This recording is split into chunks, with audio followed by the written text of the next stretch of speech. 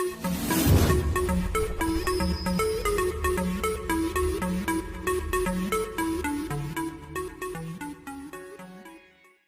Student, स्वागत है आपका आपके अपने YouTube channel smart study classes में।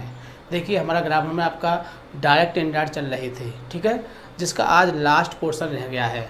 आज आपके डायरेक्ट इंडायरेक्ट बिल्कुल फिनिश हो जाएंगे। इसके बाद हम आपके ट्रांसफॉर्मेशन शुरू करेंगे, ठीक है। आज हम आपके डायरेक्ट इंडायरेक्ट पूरी तरह से ख़त्म कर देंगे, ठीक है, क्योंकि इसमें मात्र 3 रूल रह गए हैं, केवल 3 रूल रह गए हैं, जिनको हम अभी आपको समझा देंगे। इसके बाद जो आपका अगला पोर्शन शुरू होगा वो होगा ट्रांसफॉर्मेशन, ठीक है। फिर हम उसको आपको अच्छी तरह से समझाएंगे, जैसे हमने आपको डायरेक्ट समझाया क्रम से, उसी प्रकार से हम आपको ट्रांसफॉर्मेशन भी समझाएंगे, क्योंकि ये इसका लास्ट पोर्शन है डायरेक्ट इंडायरेक्ट का।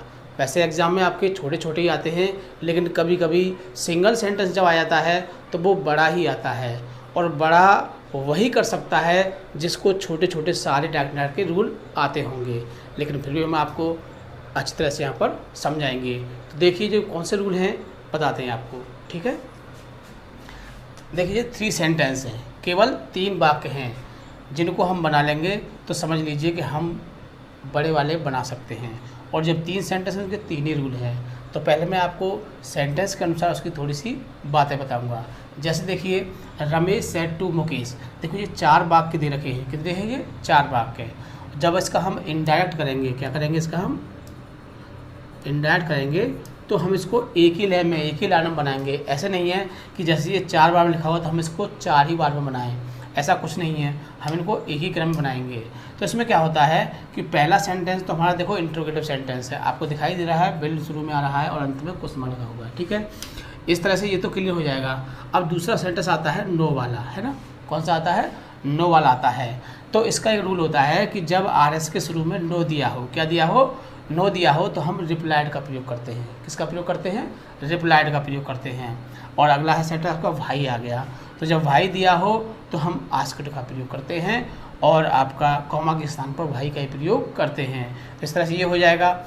आगे जब बिकॉज वाला वाक्य आता है तो उसमें हम इन्फॉर्म्ड का प्रयोग करते हैं। सेड के स्थान पर क्या लगाते हैं? इन्फॉर्म्ड। तो देखो कैसे बनाते हैं, देखिए। फर्स्ट है आपका रमेश सेड टू मुकेश, मतलब रमेश ने मुकेश से कहा, क्या कहा? विल यू गो टू खैर टुडे, कि आज तुम खैर जाओगे, क्या तुम आज खैर जाओगे। तो बनाते हैं रमेश सेड को किस में बना देंगे? इंट्रोगेटिव है तो क्या लगाएंगे? आस्क्ड, ठीक है ना। टू को हटा देते हैं, क्या आ गया आपका? मुकेश। कॉमा हटा क्या लगाते हैं? इफ़ या वेदर, लेकिन आप इफ़ का ही प्रयोग करोगे, क्योंकि वेदर में थोड़ा स्पेलिंग की मिस्टेक्स हो सकती है, आपसे, मुझसे नहीं, आपसे हो सकती हैं। इसीलिए आप किसका प्रयोग करोगे? इफ़ का, क्योंकि इसमें 2 ही अक्षर होते हैं, जिसमें गलती क्या होगी? आई और एफ, तो आसानी से लिख सकते हैं, ठीक है। अब आ गया आपका सेंटेंस। अब क्या है कि ये इंट्रोगेटिव है तो हम इसको पहले साधारण करते हैं। साधारण करने से क्या करते हैं कि सब्जेक्ट को आगे ले जाते हैं, ठीक है। ये ऐसे कह लो कि HV को उठा के सब्जेक्ट के आगे ले जाते हैं। क्या हो गया आपका? साधारण बनाते हैं हम आपको। देखो, यू को हम किससे बदलेंगे? मुकेश से बदलेंगे, तो क्या हो जाएगा आपका? ही हो जाएगा, क्योंकि ये प्रोनाउन की चेंजिंग हमने आपको बहुत अच्छी तरह सारणी बताई थी, आपकी समझ में आ गई होगी। ही कैसे हो गया पता है ना, ठीक है। आगे देखो, बिल को क्या कर दोगे आप? वुड कर दोगे, ठीक। आगे गो टू खैर, टुडे को क्या कर देते हैं? डेट डे, ठीक है। अब आ गया आपका दूसरा सेंटेंस, तो हमें इसलिए इसको हम यहाँ ले आए, हम इसको वहीं से शुरू कर देंगे, फुल स्टॉप लगा के। आगे फिर क्या है? मुकेश सैड, किसने कहा? मुकेश। अब हमने क्या बताया था? नो आए तो क्या लगाते हैं? रिप्लाइड लगाते हैं। रिप्लाइड कॉमा हटा के दैट लगाते हैं, दैट। तो मुकेश रिप्लाइड दैट। अब आगे क्या आ गया? नो आ गया। क्या आ गया? नो। हमने क्या बताया था कि जब वाक्य में नो शब्द आ जाए तो हम उसके स्थान पर क्या लगाते हैं? He had not. क्या लगाते हैं? He had not. या फिर हम पहले वाक्य का प्रयोग कर सकते हैं भाव के अनुसार, या हम पहले वाक्य को लगा सकते हैं, या हम क्या लगा सकते हैं? He had not. तो आप स्वतंत्र हो, चाहे तो आप ही हैड नॉट लगा दो, या आप पहला वाक्य क्या है जो आपने बनाया था? देखो, ही वुड गो टू खैर टुडे, तो नो वाला है तो नॉट लगाएंगे, तो क्या लगा दोगे आप? He would not go to खैर, इस तरह से भी बना सकते हो। ठीक है, क्या लगा सकते हो, ही हैड नॉट लगा सकते हो, या फिर पहले वाक्य का प्रयोग कर सकते हो भाव के अनुसार। ठीक है, यहाँ तक बन गया। अब दूसरा अगला सेंटेंस आता है, जब भाई वाला सेंटेंस आता है तो उसे हम देन से जोड़ते हैं। किसे जोड़ते हैं, THEN, देन से जोड़ते हैं। फिर क्या आएगा, रमेश। अब भाई वाले वाक्य में सेड के स्थान पर क्या लगाते हैं, आपने याद किया होगा इंट्रोगेटिव में आस्क्ड लगाते हैं। क्या लगाते हैं, आस्क्ड। अब अपनी तरफ से हिम लेंगे, क्यों कि देखो इसमें देखो हमको ऑब्जेक्ट भी मुकेश दिया है, और मुकेश को हम क्या मान सकते हैं, हिम मान सकते हैं। ठीक है, कॉमा हटाए कुछ नहीं लगाएंगे, क्या लगा देंगे, सिर्फ भाई ही लगा देंगे, भाई। फिर वही लगा देंगे भाई, ही हैड नॉट, या फिर पहले वाक्य का प्रयोग कर सकते हो भाव के अनुसार। ठीक है ना। इसके बाद आता है आपका अगला सेंटेंस, क्या है, Mukesh said because I am unwell. Mukesh ने कहा क्योंकि मैं ठीक नहीं हूँ। तो बनाते हैं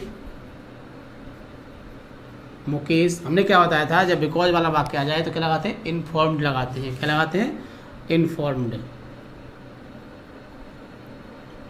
इन्फॉर्म्ड वही हिम लगा देंगे अपनी तरफ से। ठीक है ना, क्योंकि इसमें ऑब्जेक्ट हमको मानना पड़ेगा, क्योंकि बताना हमने मुकेश दे रखा है, इस तरह से हम यहाँ पर हिम मान लेंगे। आगे कॉमा हटा क्या लगाते हैं, आप जानते हो, सिंपल बात है, डैट लगाते हैं। फिर वही लगाएंगे आप, ही हैड नॉट, या फिर हम इसको लगा सकते हैं। क्लियर है ये बात, या तो पहले वाक्य को लगा दो भाव के अनुसार, या फिर ही हैड नॉट लगा दो। फिर क्या करते हैं, फिर बिकॉज वाले वाक्य को उसमें जोड़ देते हैं। तो लगाएंगे आप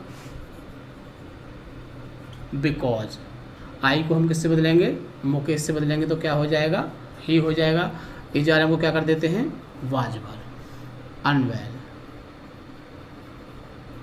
ठीक है, इस तरह से ये आपका सेंटेंस हुआ क्लियर।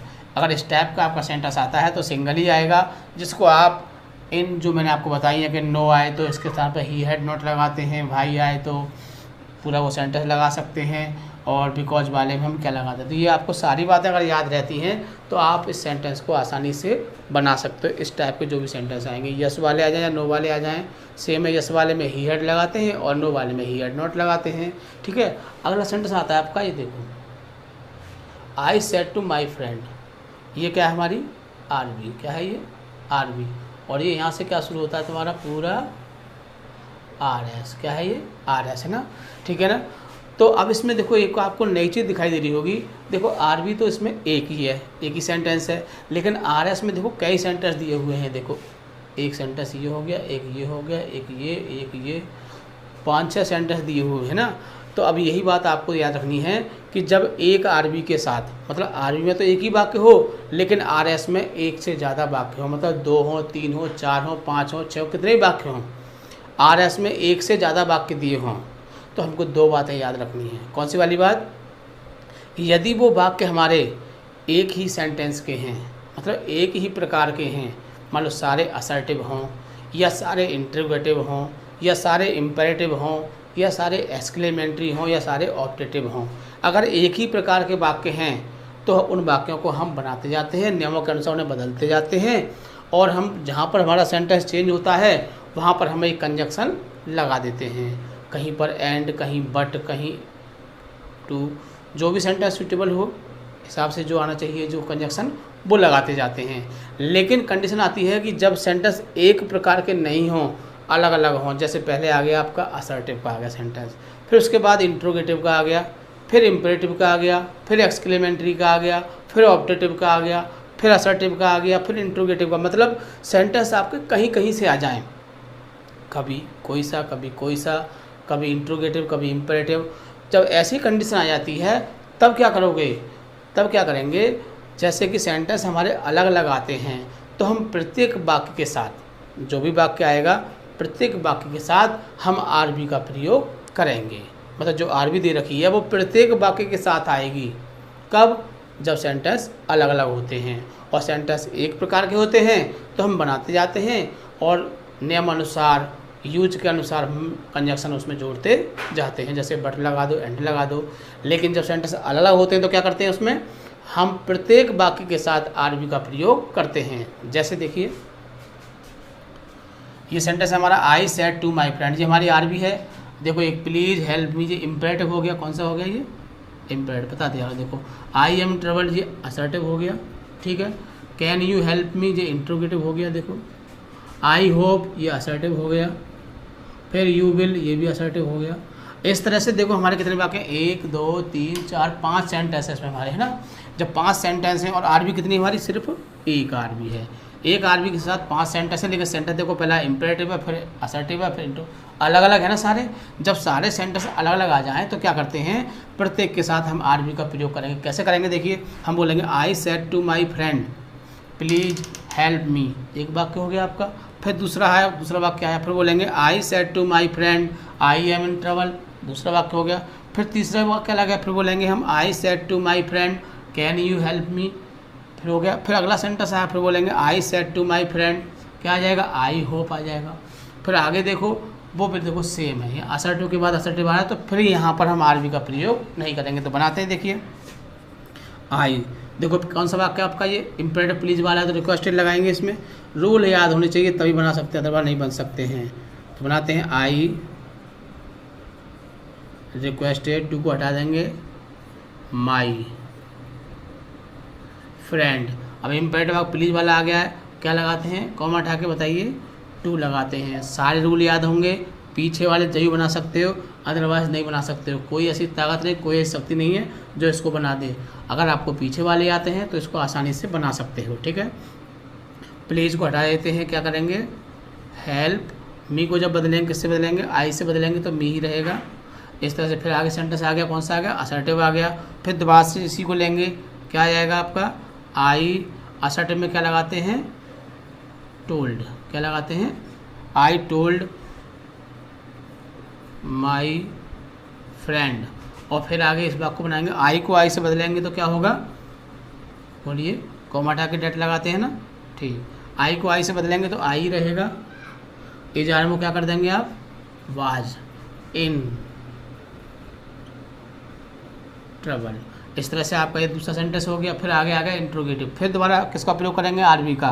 तो आई, अब आरबी का इंट्रोगेटिव में क्या लगाते हैं, आस्क्ड लगाते हैं, तो बन जाएगा आपका आई आस्क्ड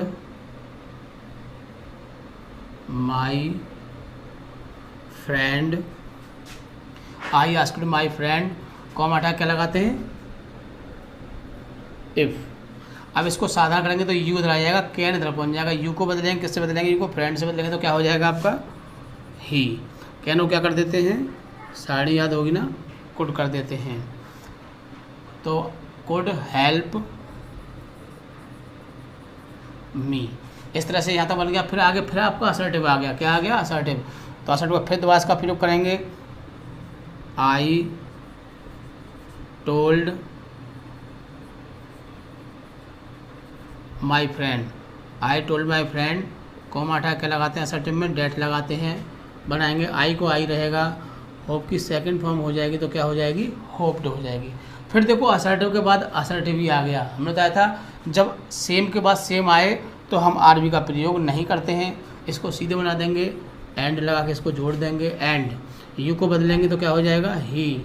और बिल को क्या कर देते हैं, यू नो वुड, क्या कर देते हैं, वुड, ठीक है। इस तरह से हमारा सेंटेंस हुआ क्लियर। कौन सी बात याद होनी चाहिए, हमको सारे रूल्स याद होने चाहिए जो हमने पीछे पढ़े हैं। यदि हमको रूल याद नहीं होंगे तो हम ऐसे सेंटेंस नहीं बना पाएंगे, ठीक है। अब देखो ये एक वो वाला सेंटेंस है जिसमें एक ही प्रकार के वाक्य होते हैं। ये तो कौन सा था, अलग अलग वाले थे, इम्पेरेटिव आया, असर्टिव आया, इम्पेरेटिव आया, इंट्रोगेटिव आ गया, फिर असर्टिव, फिर असर्टिव। इसमें सारे एक ही प्रकार के हैं। देखो ये भी असर्टिव, ये भी असर्टिव, ये भी असर्टिव, और ये भी असर्टिव, ये भी असर्टिव। तो ऐसे वाक्यों में तो कोई दिक्कत नहीं, सिर्फ प्रोनाउन चेंज करना है और एच भी चेंज करनी है, ठीक है। बाकी हम एंड बट से जोड़ सकते हैं, ठीक है। बनाते हैं, देखो द टीचर, असर्टिव है तो क्या लगाएंगे, टोल्ड, टू को हटा देंगे, वॉइस, कॉमा हटा के लगाते हैं, डैट। आई को बदलेंगे टीचर से तो क्या हो जाएगा, ही। इजारम को क्या कर देते हैं, was were, going to Agra, today को क्या कर देते हैं, डेट डे, ठीक है। अब नेक्स्ट क्या आ गया, फिर असर्टिव आ गया। हमने क्या बताया था, अगर असर्टिव के बाद असर्टिव आता है तो हम इसका प्रयोग नहीं करते हैं आरबी का। किससे जोड़ देंगे, चलो एंड से जोड़ देते हैं, ठीक है। एंड सीता, इज को क्या कर दोगे आप, बाज, पता है ना, रीडिंग द बुक, ठीक है, सही, ये बन गया आपका। फिर आगे फिर असर्टिव आ गया, माई को बदलेंगे, किस बदलेंगे, क्या है आपका, टीचर से बदलेंगे माई को, तो क्या हो जाएगा, हिज, क्या हो जाएगा, हिज। लेकिन जब सेंटेंस आया है तो किससे जोड़ेंगे, उसको हम एंड से जोड़ सकते हैं, ठीक है, एंड हिज ब्रदर, क्या है, इज, इसको क्या हो जाएगा, was doing the work in the house, ठीक। नेक्स्ट आ गया, देखो फिर भी असर्टिव आ गया, Rahul has gone to his house, तो राहुल को हम कैसे जोड़ देंगे, चलो बट से जोड़ सकते हैं इसे हम, ठीक है, बट राहुल, हैज़ को क्या कर दोगे आप, हैड, सारणी तो याद है ना ठीक से, चेंज द टेंस को बोलते हैं, टू हिज हमारा थर्ड पर्सन है, बदलेगा नहीं, हिज हाउस, ठीक है। इस तरह से आगे देखो फिर असर्टिव आ गया, आई शैल रिटर्न टुमारो, है ना, तो आई को बदलेंगे तो क्या हो जाएगा, एंड ही, अब देखो शैल यहाँ पर तो क्या हो जाएगा, वुड हो जाएगा, क्योंकि हम यहाँ ही के अनुसार लगाएंगे, ही वुड रिटर्न टुमारो, क्या कर देते हैं, बोलिए, बोलो, नेक्स्ट डे,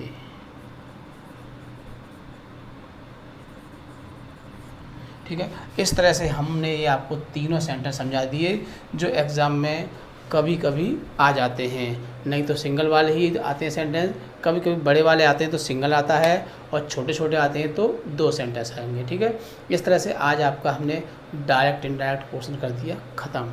अगला आपका शुरू होता है ट्रांसफॉर्मेशन, उसमें भी ऐसे बदलाव होते हैं जैसे हमने आपको डायग्नल सिखाए हैं, उसको भी हम और ईजी रूल्स के द्वारा, अपने तरीक़ों के द्वारा, because I have 15 years experience in English, तो हम आपको बहुत ही ईजी, बहुत ही सरल तरीक़ों के माध्यम से ट्रांसफॉर्मेशन समझाएंगे। फिर उसके बाद आपका सिंटैक्स आता है, फिर आपका सिंथेसिस आता है, जो भी चीज़ें इंटर में आती हैं हम आपकी एक एक चीज़ क्लियर करेंगे। आपको ट्रस्ट रखना है, सिर्फ आप एग्ज़ाम में ऐसा क्वेश्चन नहीं ढूंढ सकते हैं जो आपका पढ़ा हुआ न मिले, जिसे हम ना समझाए हों, ऐसा आपको एक क्वेश्चन नहीं मिलेगा एग्ज़ाम में। सिर्फ आप वीडियो देखते रहिए, लाइक करते रहिए, शेयर करते रहिए, सब्सक्राइब करते रहिए। जय हिंद, जय भारत।